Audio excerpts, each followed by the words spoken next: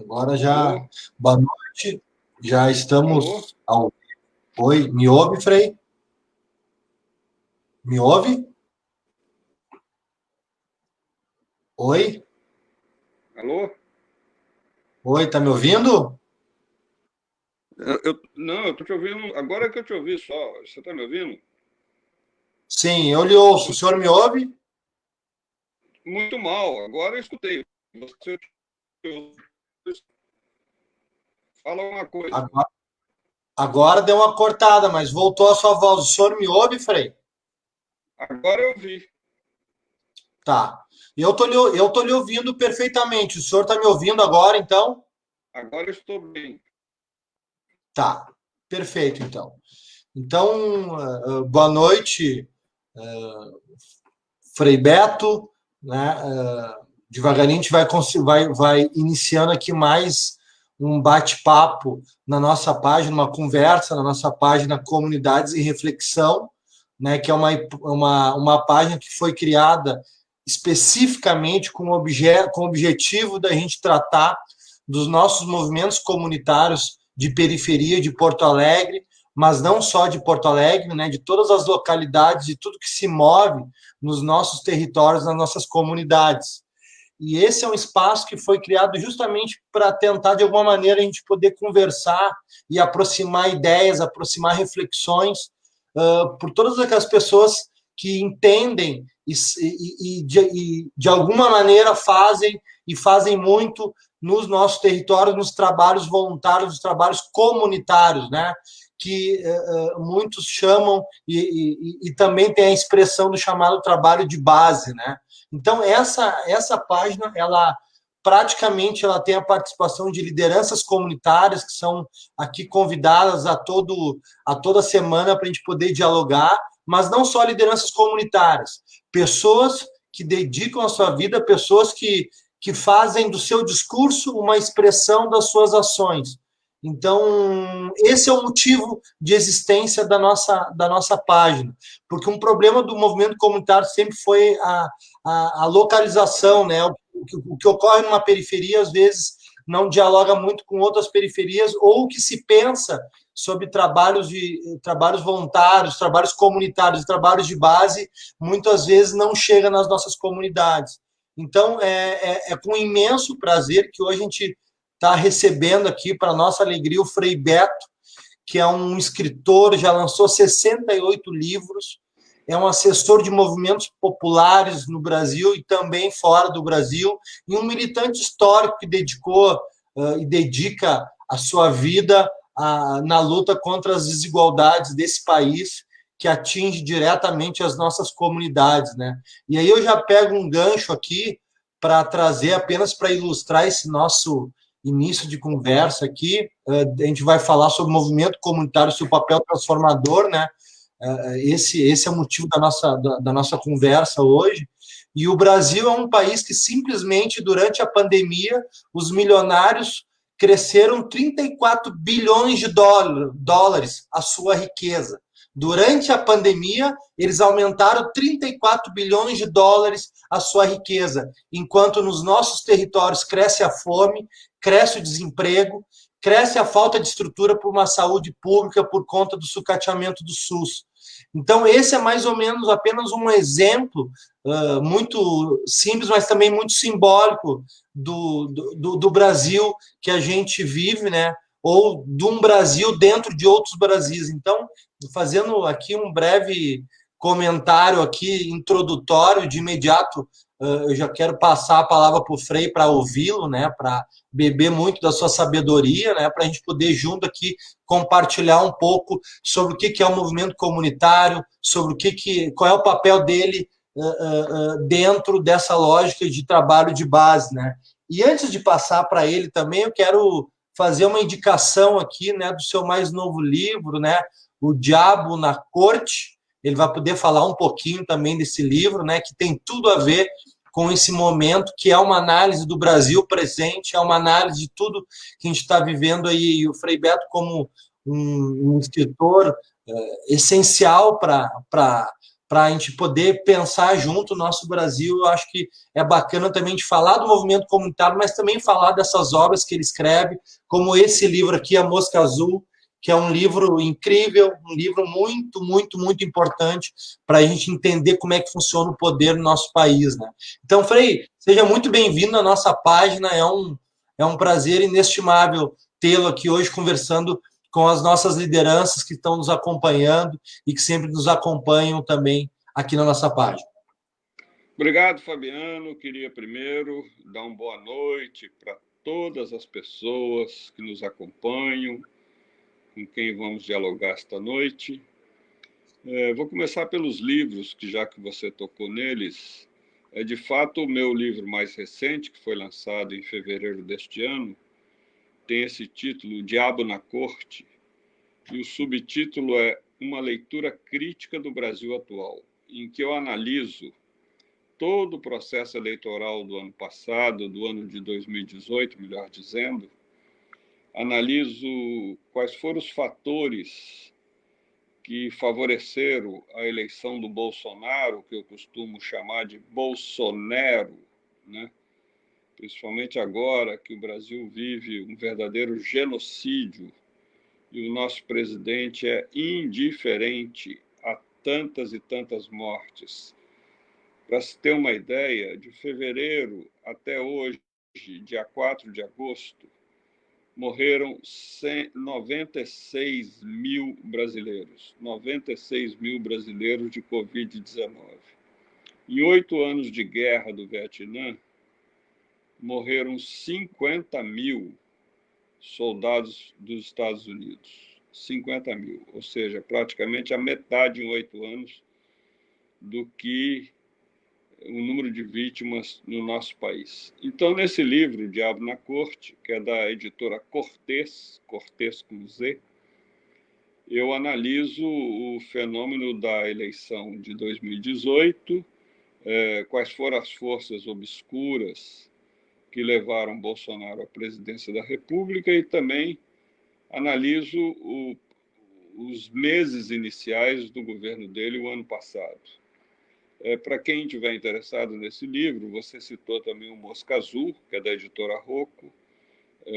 Antes, na nossa conversa, você se referia ao Calendário do Poder, que é outro livro também, que eu trato dos bastidores do Planalto, no tempo que lá trabalhei.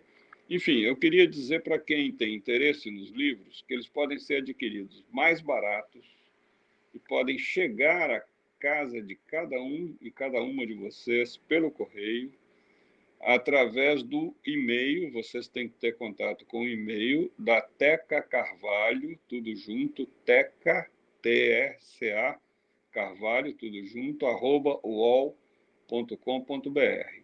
Mas também pode ser através do meu site, que é www.freibeto, tudo junto, Beto com 2 T's, lembrem-se, Beto com 2 T's, freibeto.org. Então, através desse site, você tem ali todos os meus livros e as facilidades para poder adquiri-los. Então, vamos ao que você disse. Realmente, hoje, o trabalho comunitário é muito importante. E aqui, quando eu penso em trabalho comunitário em Porto Alegre, na periferia de Porto Alegre, eu quero prestar uma homenagem a um grande irmão, um grande amigo que, a meu ver, foi a pessoa mais expressiva do trabalho de base na periferia de Porto Alegre, nas ilhas, durante toda a segunda metade do século XX e o início desse século, que é o irmão Antônio Sequim. A gente era muito amigo, o Sequim era um batalhador e realmente me lembro ele contando toda a atividade dele com os catadores de material reciclável, com o pessoal das ilhas aí do Guaíba. Enfim, realmente eu quero aqui deixar minha homenagem ao Sequim. Por quê? Porque o Sequim fazia algo que hoje, infelizmente, muitos militantes de partidos políticos progressistas já não querem fazer e não estão dispostos, que é o trabalho de base.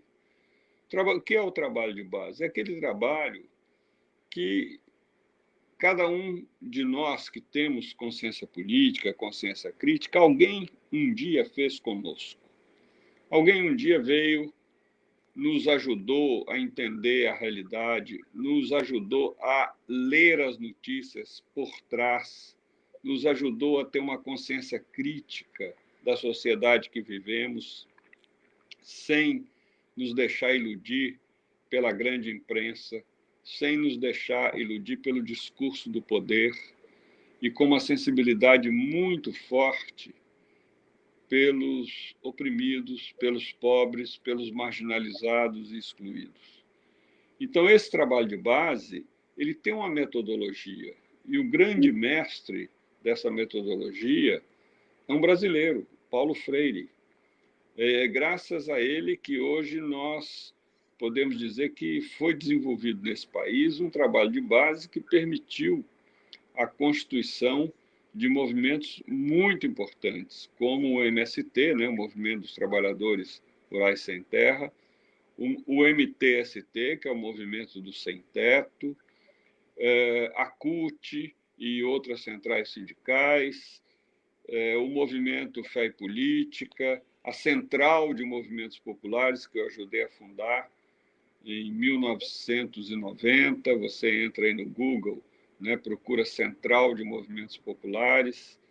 Então, são movimentos muito importantes na história do Brasil, que durante os 13 anos aí de governo de PT tiveram muita expressão, graças a esses movimentos que uma figura excepcional, adorável, como Olívio Dutra, chegou a prefeito, chegou a governador aí no Rio Grande do Sul. Então, é preciso conhecer a história desses movimentos para entender por que eles tiveram importância e criaram tantas lideranças, como o próprio Olívio, Paulo Paim e tantos outros aí do Rio Grande do Sul. Porque houve um trabalho de base e houve uma metodologia que era de Paulo Freire. E esse trabalho permitiu o fortalecimento dos movimentos sociais, permitiu que os movimentos sociais tivessem vez e voz. Infelizmente, nos últimos anos, a gente tem abandonado esse trabalho. A gente talvez tenha sido um pouco picado aí pela mosca azul, né? No momento em que uma parcela da esquerda, uma parcela dos setores progressistas pôde participar de governos municipais, estaduais e federal, ela começou a só pensar em eleições, não quis mais voltar à base, sabe? Pôr o pé na lama, pôr o pé na poeira, ir para o campo, começar lá com o pequeno agricultor, começar lá na ilha com a Dona Maria, começar lá na fábrica com o seu João, na vizinhança, e aquele trabalho que exige da gente abrir mão de fim de semana, de muitos confortos, de ter muita paciência com o povo, mas é ele que faz com que um povo se fortaleça. E vou dizer uma coisa, infelizmente, quem é que hoje faz trabalho de base? Aqueles setores muito conservadores, né, que são iludidos pelo atual governo e que utilizam a religião para enganar o povo, como se o atual presidente fosse um enviado de Deus. Não é enviado de Deus uma pessoa que é indiferente à morte de tantos brasileiros. Não pode ser enviado de Deus uma pessoa que só fala em arma. O governo dele adotou como lema oficial uma palavra do hino nacional, né? Pátria Amada Brasil, mas na verdade é Pátria Armada Brasil. Põe um R aí depois do A, né? Armada Brasil. Porque ele fica mais preocupado em defender os filhos das acusações de corrupção, de abusos, de fake news, do que em defender o povo brasileiro da fome, do desemprego, da exclusão e dessa pandemia da Covid-19. Então, creio que você, Fabiano, faz muito bem em ter essa página e suscitar o interesse das pessoas pelo trabalho de base, porque só com ele nós vamos reconstituir aquelas forças populares no Brasil capazes de realmente implementar uma política que priorize a vida das pessoas, a vida da natureza, uma política que preserve a Amazônia, que hoje está sendo dilapidada, invadida, estuprada por esse Ministério do Meio Ambiente, por esse ministro de querer passar boiada. Enfim, a vida de todos. A vida é o dom maior de Deus. Não há outro dom maior do que a vida. E ela tem que ser para todos e tem que ser sumamente preservada pelo nosso empenho, pela nossa luta. Então, era esse o que eu queria dizer aos nossos amigos e amigas que nos escutam. Que legal, Frei. O senhor falando e a gente vai passando um filme na cabeça da gente, né? Na comunidade da qual eu nasci, cresci, que é a comunidade da Grande Cruzeiro, né? Quando a gente era pequeno, tinha uma torneira comunitária. Então, o que acontecia? Nossos pais, nossos tios, avós, eles tinham que acordar de madrugada com um baldinho de lata, né, e ir para a fila da torneira comunitária para poder ter acesso a um pouco de água e depois levar para sua casa. E o movimento comunitário, ele teve um papel fundamental na luta pela dignidade dessas famílias, né, ao longo desses territórios e ao longo de muitos anos, né? A União de Vilas, da qual eu faço parte, ela foi fundada em 1979. Eu tinha 1 ano de idade. E ali era um momento em que realmente havia uma ausência muito grande do poder público, né? Aí depois veio, junto com a luta comunitária, veio orçamento participativo, veio iniciativas importantes do poder público também, que colocou e dialogou com toda essa força que vinha e que nascia, emergia dos territórios por uma força das circunstâncias, né? Ou era isso, ou era a barbárie do ponto de vista dos direitos mais elementares que um ser humano tem, né? Ou deveria ter.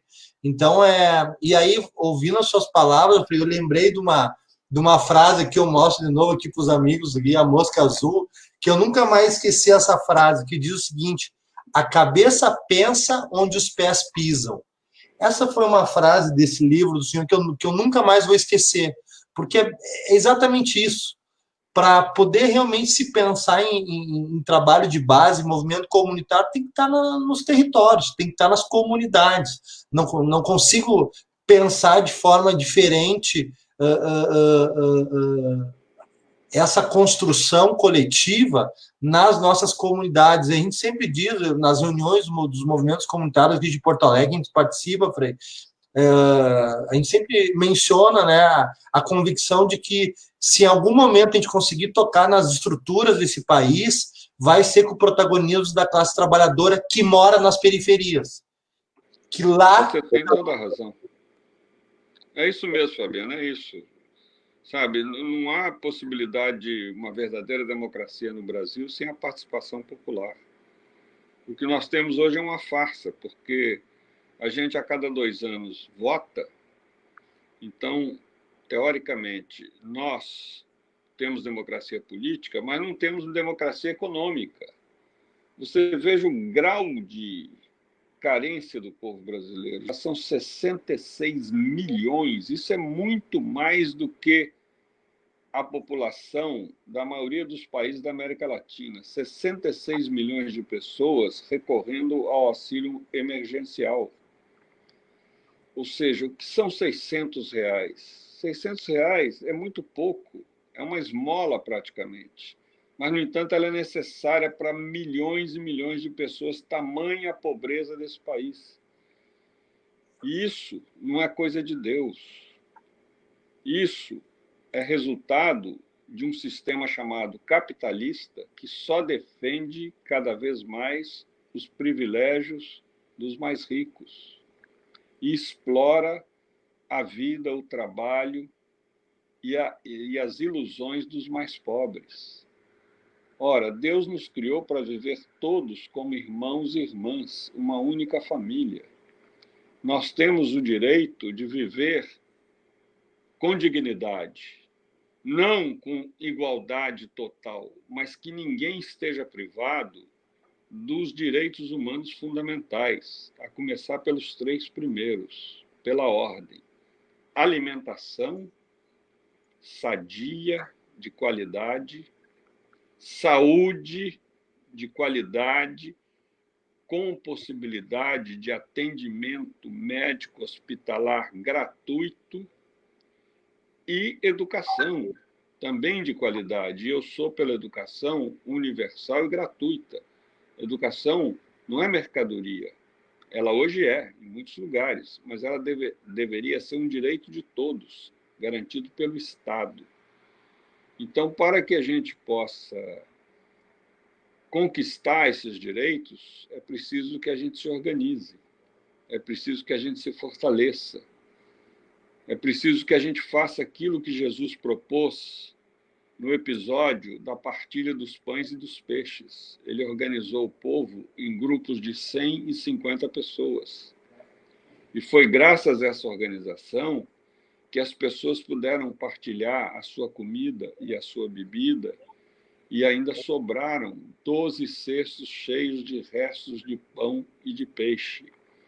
Esse é um exemplo do que Deus quer de nós. Quer que a gente crie uma sociedade, um mundo, onde todos vivam como numa família, como irmãos e irmãs, são pessoas diferentes, mas nenhum pai, nenhuma mãe nega a um filho o direito que concede a outro. Assim deveria ser na sociedade um espelho de uma família ideal, onde todos são diferentes, mas a diferença não é transformada nem em divergência, nem, muito menos, em desigualdade social. Não é possível que um pai vá permitir que um filho durma dentro de casa e vai exigir que outro durma na rua, ou que um pai dê alimento para um filho e negue para outro. Isso não é coisa de Deus. Isso não é coisa de ser humano, de direito humano.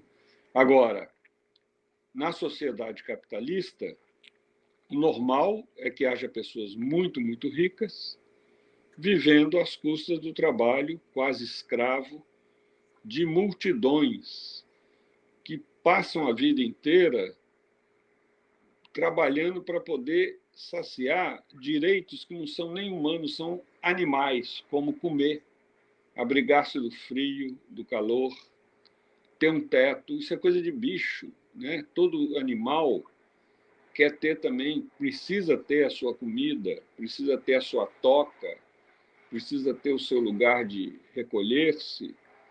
E, no entanto, milhões de pessoas não têm esses direitos animais assegurados, quanto mais os direitos humanos, que inclui, além dos três que eu citei, né, por exemplo, a educação, que não é um direito animal, é um direito humano, porque o animal precisa ser domesticado, mas não educado. Mas a saúde, sim, ele precisa como nós precisamos. Mas é importante a cultura, a arte, o lazer, né? Tudo isso faz parte da nossa humanização.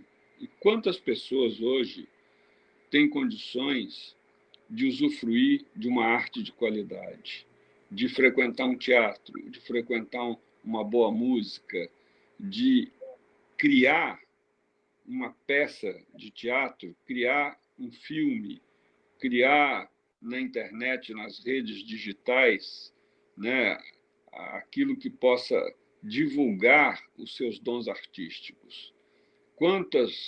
Eu fico pensando quantos talentos fantásticos de dançarinos, de músicos, de artistas de teatro, de televisão, existem nas vilas, nas favelas, nas periferias, mas não despontam por falta de oportunidade, por falta de educação.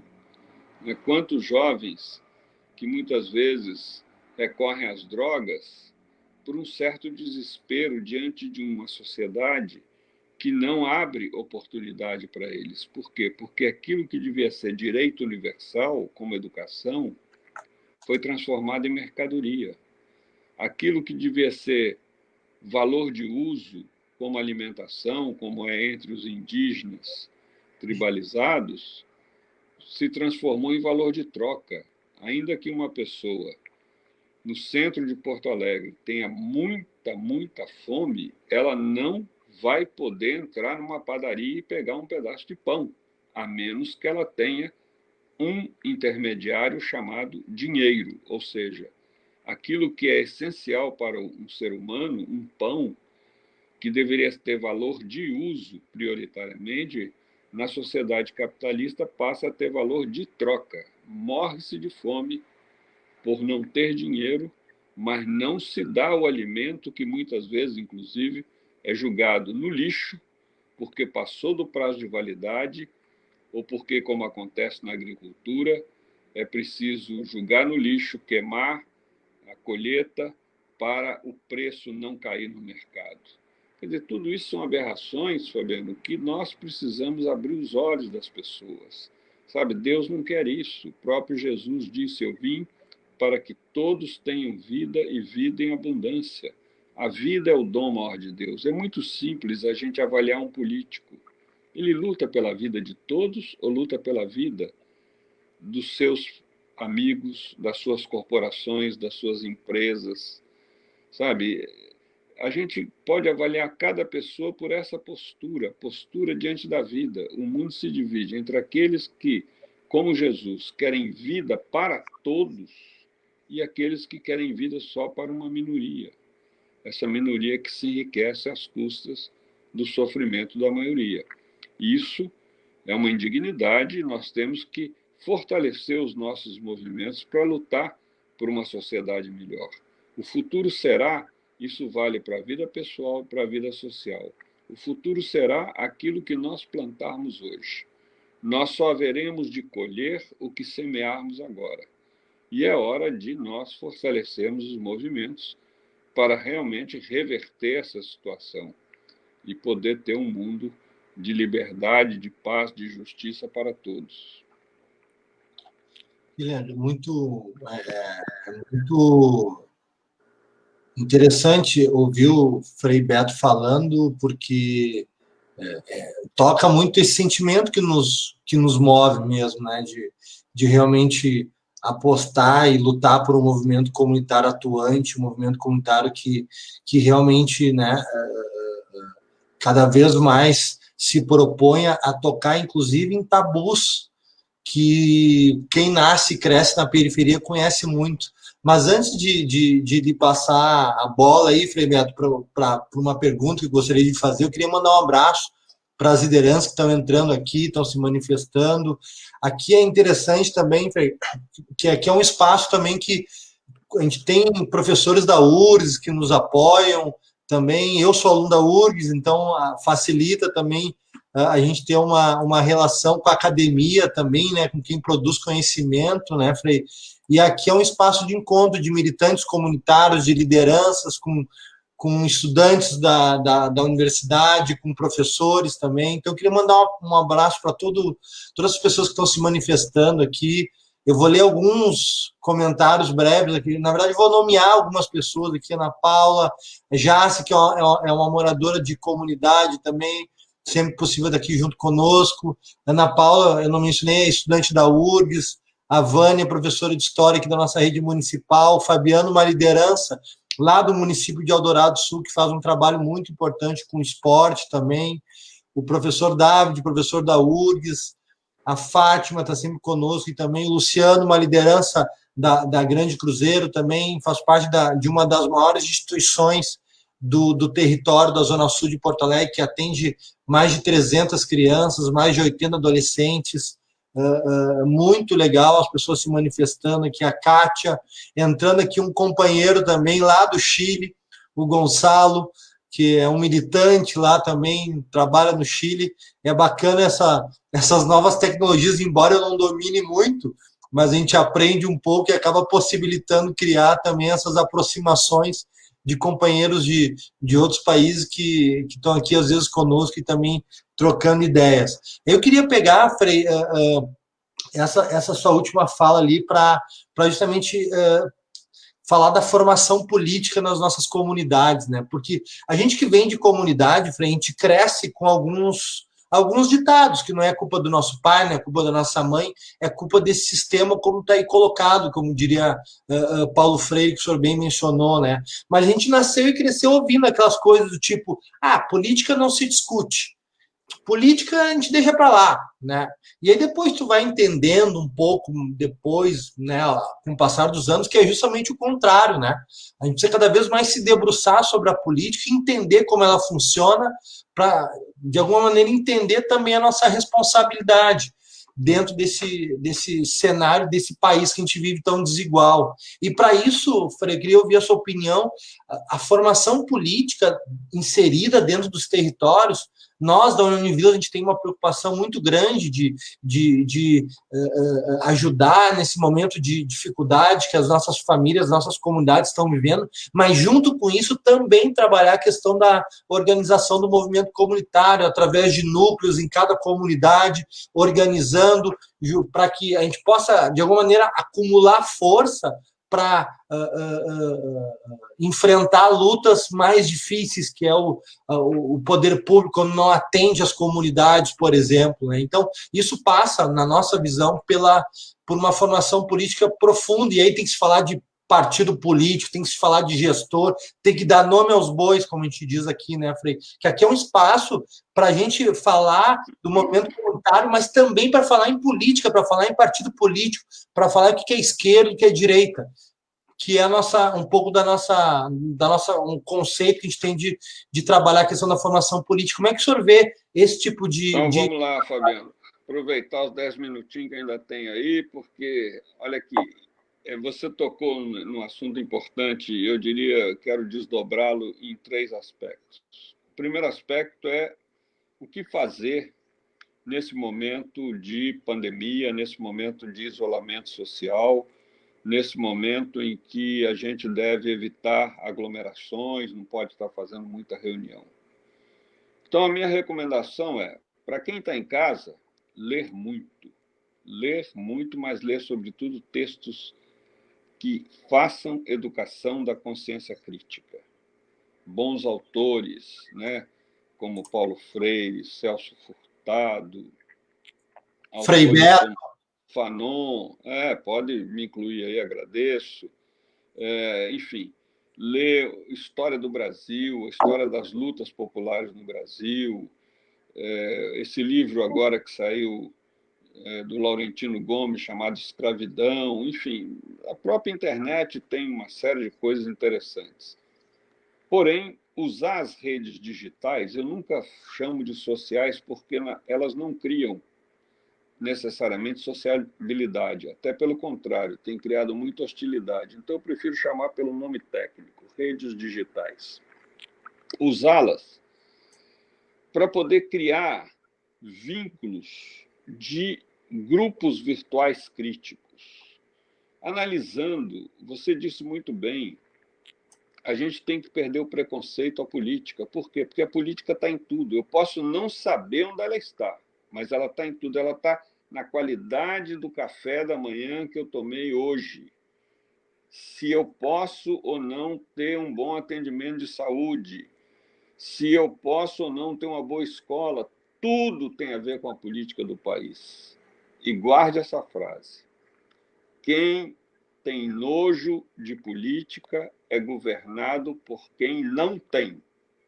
E tudo que os maus políticos querem é que a gente tenha bastante nojo da política para eles ficarem à vontade com a rapadura na mão ou com o chimarrão na mão só para eles, né? Sugando só para eles. O que eles não querem é que a gente desperte para a política. Por isso que eles mesmos, esses maus políticos, é que incutem na cabeça do povo a ideia de que a política é nojenta, que a política não presta, que a gente agora tem que eleger os não políticos. Então, a primeira frente de trabalho, aqueles que estão em casa, aqueles que estão podendo manter o isolamento social, sei que a maioria não pode, porque tem que sair à rua para trabalhar, para ganhar o pão de cada dia, entendo perfeitamente, devido à desigualdade nesse país, até por um governo que não assegura uma renda mínima para todo brasileiro, como deveria. A segunda frente é eleições municipais desse ano. Elas são muito importantes. E desde agora a gente tem que começar a se articular para eleger vereadores e prefeitos realmente comprometidos com as aspirações e os direitos do pessoal das vilas, das ilhas, das periferias, das favelas, o pessoal, sabe, que sofre na pele essa desigualdade social. É muito importante começarmos a trabalhar em conjunto em função desse processo eleitoral que vai ocorrer em novembro desse ano. Ou seja, o momento de eleição é um momento de recompor a cidade, reorganizar a cidade, e nós precisamos nos unir nisso. E um terceiro fator é reforçar isso quando nós pudermos já fazer reuniões, os movimentos populares. Agora, não é só reforçar o sindicato, o partido, não. O grupo de música, o grupo de dança, o grupo de teatro, o grupo de leitura, o grupo de costura, não importa. O importante é estarmos, cada um de nós, enturmados, organizados, num sistema de interconexão, seja uma cooperativa, seja um mutirão de compras comunitárias, enfim, cada um de nós tem que buscar o seu nicho, né? Tem gente que vai fazer isso porque gosta de música, então vai, através da música, montar a sua organização popular. Outros farão isso através de um clube de leitura, outros farão isso através de uma cooperativa de compras comunitárias, outros farão isso através, por exemplo, eu morei 5 anos numa favela, em Vitória, de 1974 a 1979. Ali nós tínhamos farmácias comunitárias. O que é a farmácia comunitária? É você percorrer o bairro e saber qual é o medicamento que cada família tem em casa e não está usando, mas porém, ainda tem prazo de validade. Faz uma lista, distribui para todos os vizinhos, e aí, quando o seu João, meu vizinho, está com aquela enfermidade, em vez dele ir na farmácia comprar o remédio, já tem na lista que a dona Sara tem disponível na casa dela, e ela não está usando. Ou seja, é preciso ter essa criatividade para a gente poder fortalecer o movimento popular e saber que uma sociedade se muda de baixo para cima. Uma sociedade, ela tem que nascer, uma nova sociedade, do esforço popular. E aí, eu diria uma quarta coisa, que é a metodologia de educação popular. Então, para aqueles que são vocacionados para a questão pedagógica, para a formação, voltar à leitura do Paulo Freire, voltar a Paulo Freire para a gente realmente conseguir revitalizar os movimentos sociais no Brasil. E, a partir daí, também revitalizar os sindicatos, os partidos, as associações, as entidades, etc. Fabiano, era o recado que eu queria deixar. Vamos voltar a conversar um dia, né? Sim, vamos sim. Eu só queria pegar uma última pontinha para a gente falar aqui brevemente, eu sei que o seu tempo é curto, né? Sobre a questão da saúde nos nossos territórios, né? Porque a gente está vivendo um momento muito difícil com essa pandemia, né? Aqui em Porto Alegre a situação é muito complicada. Nós temos aqui, Frei, postos de saúde sendo fechados em plena pandemia pela atual gestão municipal. Um absurdo. E a gente teve uma política pública aqui que teve um impacto muito grande nas nossas comunidades, né? O meu filho foi, inclusive, impactado positivamente nesse sentido, que foi o programa Mais Médico, através, principalmente, dos médicos cubanos, né? Que compunham a maioria dos médicos que trabalhavam nos nossos territórios, né? Então, há um sentimento de muita tristeza nas comunidades, quando a gente caminha e conversa com as pessoas sobre esse programa que foi um impacto gigantesco nas nossas comunidades, do ponto de vista positivo, né? E hoje realmente está fazendo muita falta, o que de maneira alguma prejudica o nosso total reconhecimento àqueles companheiros e companheiras que estão na linha de frente do sistema público, nas nossas periferias, fazendo um trabalho fundamental. Mas abriu um buraco muito grande a partir desse absurdo que esse governo Bolsonaro fez de romper, principalmente com Cuba, e gerou o retorno de milhares de médicos ao seu país, né, deixando de trabalhar nos nossos territórios. Como é que o senhor vê, Frei, esse cenário desse rompimento de um programa que foi tão importante para as nossas comunidades? Isso foi um murro na cara do povo brasileiro, né? Um tapa na cara, uma rasteira, enfim. Como você disse, é um crime. Por quê? Porque havia 11 mil médicos cubanos trabalhando no Brasil, nas situações mais difíceis, né? Aldeias indígenas, nas regiões mais pobres, de mais difícil acesso, e esses médicos foram expulsos do Brasil sem que o governo colocasse outros no seu lugar. Então, muitas e muitas comunidades ficaram desprovidas dessa assistência mínima de saúde. E hoje elas não têm acesso a um posto de saúde, não têm acesso ao SUS. Teoricamente têm acesso, mas na prática as coisas não funcionam. Nós sabemos como é isso, né? Basta dizer que agora as agências do INSS continuam fechadas. Eu não entendo como é que uma pessoa, sabe, que tem que entrar numa fila da Caixa Econômica para receber o auxílio emergencial, uma pessoa que não pode guardar isolamento social, uma pessoa que não tem uma assistência médica de qualidade, uma pessoa que sente que a vida está muito difícil, eu não sei como essa pessoa ainda pode gostar do Bolsonaro. Realmente é um mistério para a minha cabeça como é que ele ainda tem adeptos no meio do povão, sabe? Por quê? Porque um homem que é anti-povão, um homem que não quer o bem da nação, um homem que está indiferente a quase 100 mil mortos, né? Um homem que exalta armas, e as armas estão aí matando. Né? Ontem, um Fantástico mostrando, antes de ontem, mostrando uma garota que atirou na amiga. Por quê? Porque ter posse de arma tem aumentado muito no Brasil. O governo faz vista grossa.